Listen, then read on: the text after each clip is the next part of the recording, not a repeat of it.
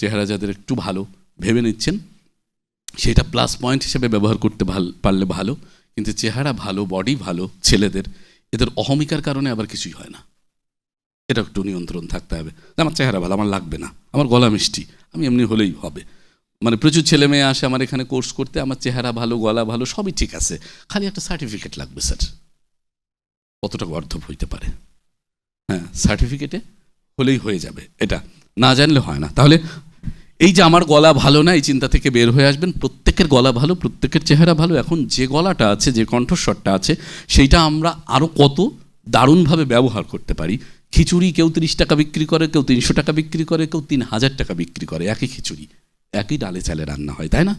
তাহলে আপনার গলাটা কোনভাবে উপস্থাপন করা যায় সেটা হচ্ছে বিষয়। সেটি কলা পাতায় দিবেন, কচু পাতায় দিবেন, ভালো প্লেটে দিবেন, কিভাবে সাজাবেন সেটা হচ্ছে বিষয়। অতএব আপনার গলাটা কীভাবে উপস্থাপন করবেন সেই কৌশলটা জানা দরকার, আর কিচ্ছু না।